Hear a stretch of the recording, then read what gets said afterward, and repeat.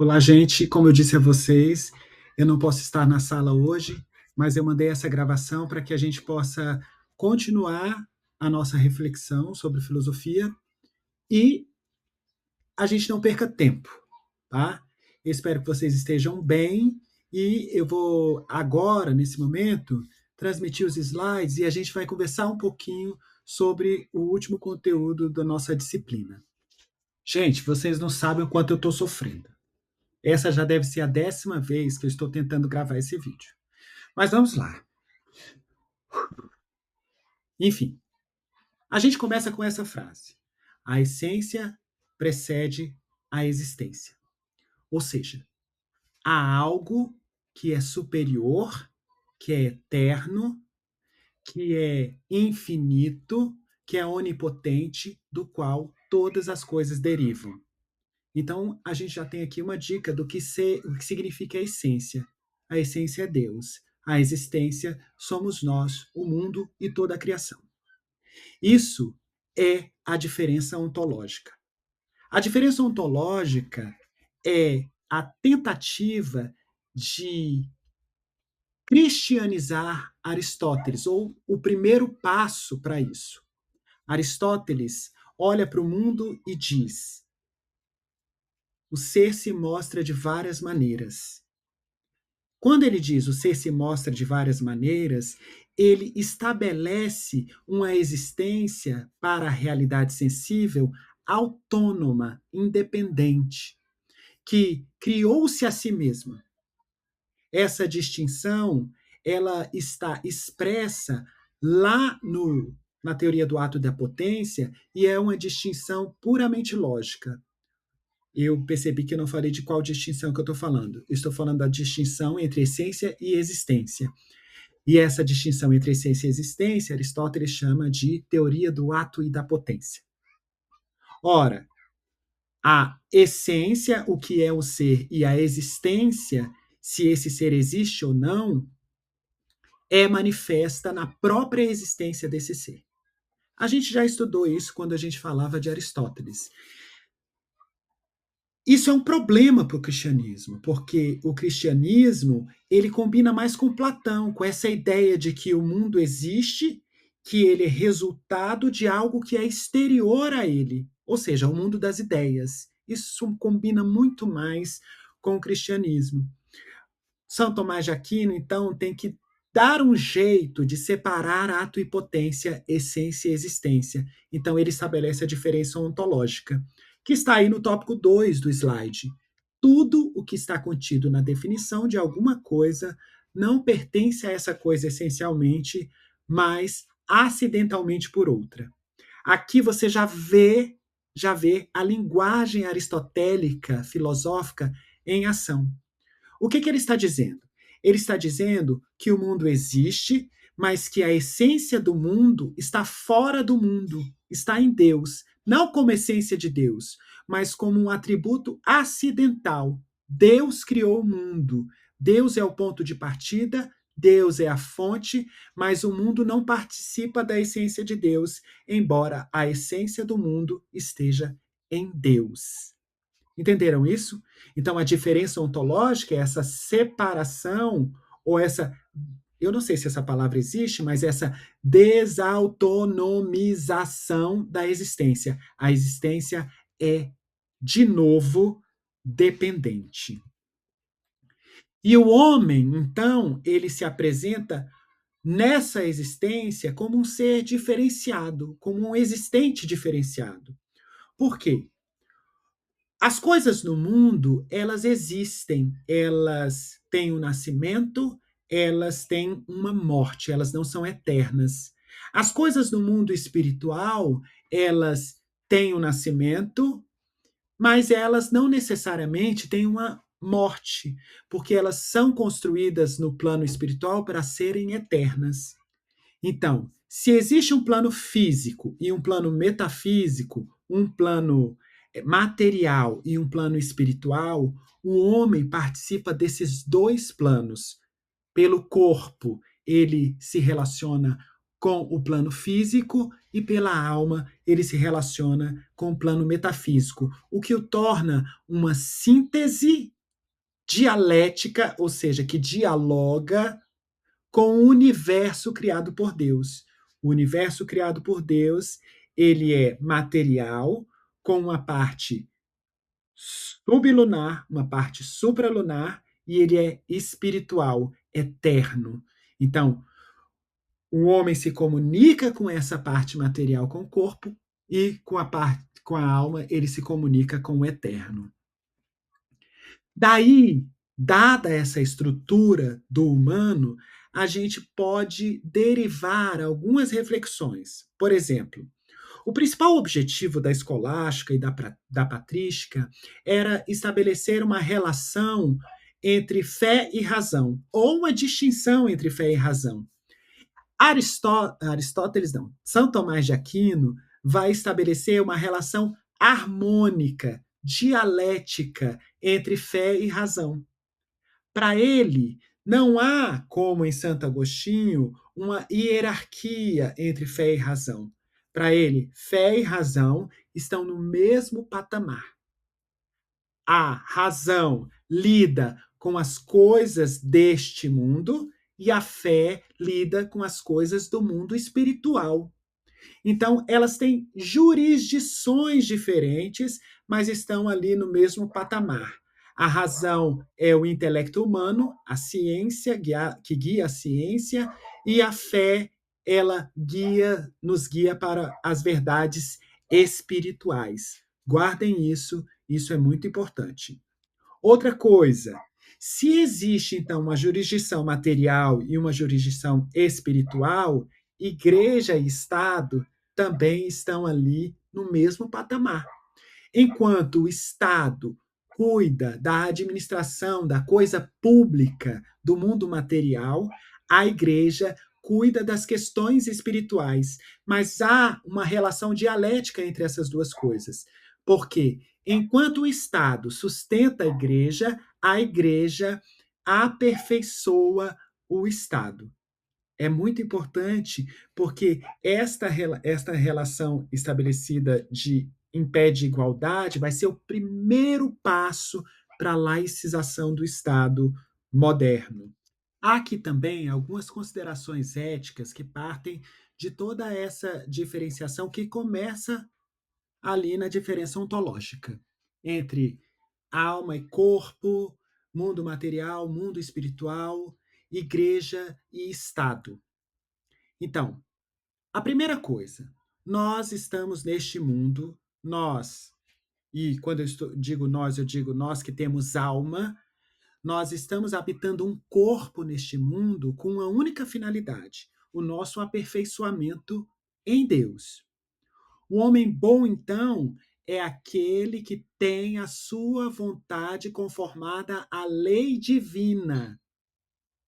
Quanto mais próximo de Deus, maior é a conformação com a vontade de Deus. Ou seja, quanto mais você se dedica a estudar e a obedecer à Bíblia, mais próximo você se torna de Deus, melhor você se torna. Aqui a gente tem, como na Antiguidade Clássica, uma ética das virtudes. A vontade e livre-arbítrio, em Santo Tomás de Aquino, são guiadas necessariamente pela vontade. E o homem, quando peca, ele se opõe às leis universais que a razão lhe dá a conhecer e o próprio Deus lhe revela. No próximo slide, a gente vai ver que há uma hierarquização das leis. O homem, com a sua inteligência, com o seu conhecimento natural, aqui lembra que fé e razão estão no mesmo patamar, ele pode alcançar verdades sobre o mundo, tá? Ele não pode alcançar verdades espirituais, mas verdades sobre o mundo ele alcança, tá? O mal aqui é a mesma concepção de Santo Agostinho e as leis são hierarquizadas em 4 tipos. Quais são elas? Deixa eu conseguir passar. Existem as leis eternas, ou a lei eterna, tá? Deus, quando fez o mundo, ele fez o mundo a partir da sua própria inteligência. Então, o mundo não é caótico, o mundo é ordenado de acordo com a sabedoria de Deus. Essa ordenação do mundo é da qual se deriva a lei natural. Essa lei natural, ela pode ser conhecida pelo homem. Então, a razão humana, ela pode acessar a lei natural. A Bíblia diz lá em Gênesis, se você for ler a Bíblia, que o homem, ele tem inscrito em seu coração a lei de Deus. A gente já sabe intuitivamente o que é certo e o que não é certo. Isso é defendido não só pelos intérpretes da Bíblia e por Santo Tomás de Aquino, mas por Kant também. A gente vai estudar Kant no ano que vem e vai ver que Kant diz que o maior fascínora que possa existir na face da Terra, esse sabe o que é certo e o que é errado, porque a sua razão lhe diz. Se ele usa a razão que ele recebeu no momento em que foi criado de forma adequada, ele sabe o que é certo e o que é errado. Existe a lei humana. A lei humana é a aplicação da lei natural, olha aí, às situações concretas da vida social. Ou seja, nós construímos as nossas leis escritas a partir da observação da lei natural. E existe a lei divina. A lei divina, ela é uma revelação que é dada aos santos, aqueles que vão morar no céu, e ela complementa a lei natural. O que Santo Tomás de Aquino está dizendo aqui com essa hierarquia? Toda lei, toda justiça deriva de Deus. Toda justiça deriva de Deus. E essa justiça, ela é materializada em dois tipos de lei que devem guiar a nossa ação. A lei humana, construída e reformulada pelos homens, e a lei divina, revelada por Deus. Dito isso, a gente passa para a parte mais importante, que é a parte que mais é cobrada nas provas externas, e que vai ser cobrada também, obviamente, na minha prova, que são as 5 vias para a prova da existência de Deus. Santo Tomás de Aquino, ele vai se esforçar para provar racionalmente que Deus existe. E aí ele diz que tem 5 caminhos a seguir, 5 caminhos a seguir para fazer essa prova. Primeiro deles, a via do movimento. Deus é o primeiro motor imóvel. Aqui o raciocínio que se usa é o de causa e efeito. Deus é o primeiro motor imóvel, ou seja, se a criação ela se movimenta, ela se atualiza, ela precisa de uma causa eficiente, ou seja, ela precisa de algo externo a ela que dê start a esse movimento.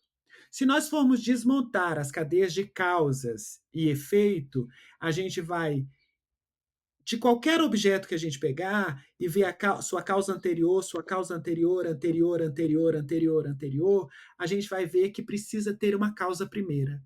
E essa causa primeira, ela não pode se movimentar, ou seja, ela tem que ser plena, ela tem que ser perfeita. E essa causa primeira é Deus. Segunda via, via da causa eficiente, que é a mesma coisa da via do movimento. Ora, Deus é a causa primeira, assim como Deus é o primeiro motor. Todas as coisas têm uma causa eficiente. Só que, para a primeira coisa da qual se derivam todas as outras, pela sua transformação, pela sua mudança, precisa-se de uma causa primeira. Deus é essa causa primeira, que provoca a transformação ou o movimento em todas as outras causas. Terceira via é a via cosmológica. Imagine que toda a existência ela tem começo e ela tem final. Toda a existência ela é instável. Se ela é instável, não há como algo instável sustentar outro algo instável. Precisa de algo necessário que sustente essa instabilidade da existência. Esse algo necessário que não muda é Deus. Então, toda a existência está sustentada por Deus. Deus é o absoluto necessário que sustenta a existência. Quarta via, a via dos graus de perfeição.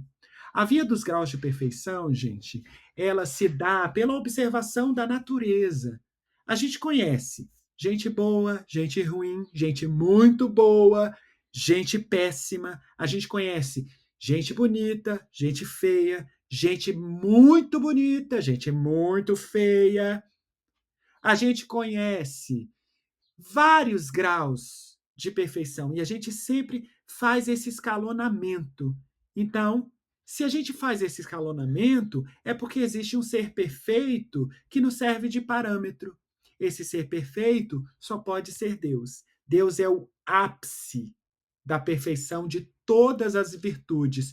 Por isso que a gente consegue fazer o escalonamento e quanto mais distante de Deus, menos perfeito. Quanto mais próximo de Deus, mais perfeito. Deus é o ser perfeito.